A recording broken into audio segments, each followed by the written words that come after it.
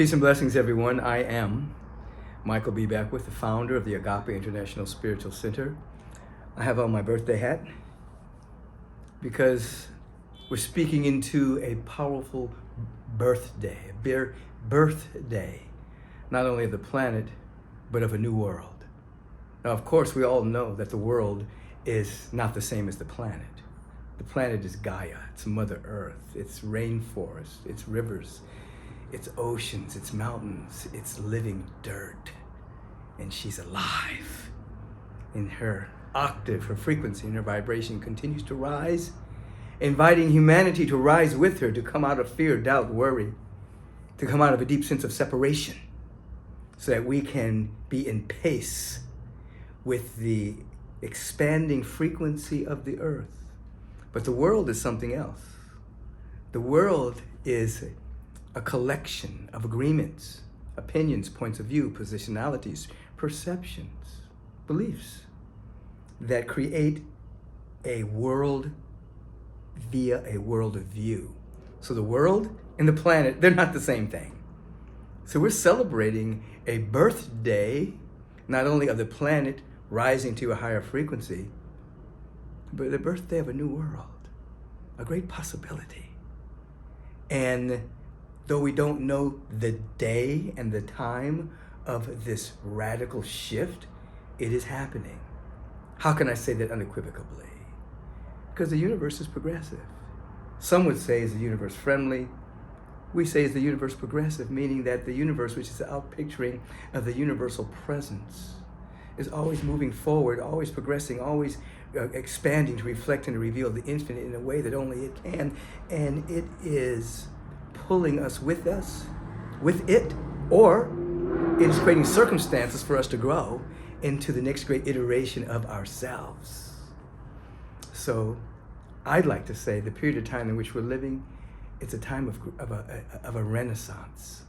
And interestingly enough, when you study the past renaissances on the planet, the people in a renaissance, they didn't know a renaissance was going on. It was just a time of creativity. It was a time of expansion. It was a time of possibilities. It was a time in which old structures were dying. It was a time of chaos.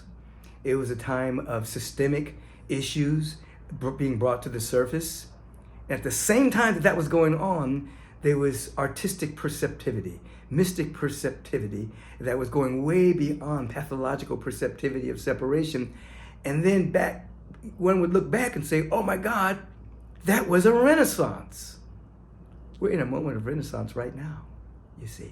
And for those who have eyes to see and ears to hear, you can see that the skinny branches of a tree of life that's transcending the sense of separation, transcending the pathological perceptivity of distance from love, distance from God, distance from each other, and coming into an artistic perceptivity where we're catching the rhythm and the choreography and the music of the spheres, and then going beyond that into a mystical perceptivity and catching our unity with all of life, and then allowing that sense of unity to pervade through all systems on the planet. It's happening now. This is why we celebrate. This is the deal about celebration of a birthday, and in particular, this particular one. It puts us in a particular state, a particular frequency. And as I've taught for many years, your next stage always emerges from a state. When the state is stabilized, then the next stage can come forward. So we're holding this state of celebration, a state of gratitude, a state of appreciation, a state of knowing that all is well and everything is unfolding perfectly. As we're able to stabilize that state through spiritual practice and strong intentionality, then the next stage emerges. You can't have the next stage without the state. It has to be stabilized. So we're having a birthday party to move into a state of celebration about what is intrinsically within every being, but needing the proper condition to reveal itself. We're feeding the noosphere with the celebratory state that will become stabilized as more and more and more and more of us participate in it, so that the next stage of our unfolding will happen with a grace and a dignity. Yes, there will be calamity. Yes, there will be the releasing of the old. Yes, there will be the appearance of destruction in the midst of construction. Yes, there will be issues that arise that used to be hidden. Yes, all of that's happening. But what are we looking for?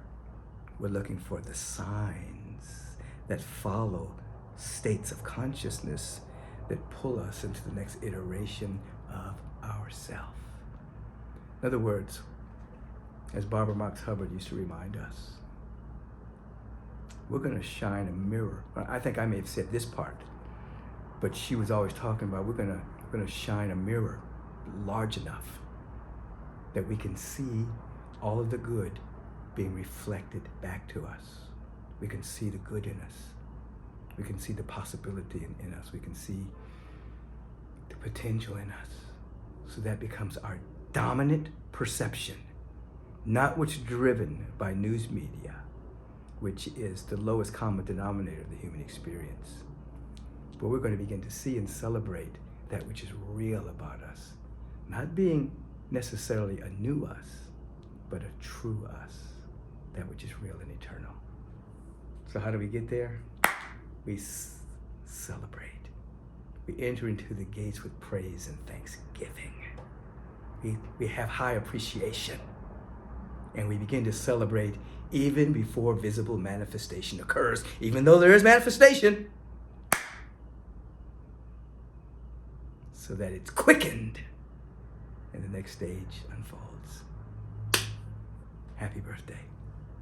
Happy appearance day. Happy day. Peace and blessings.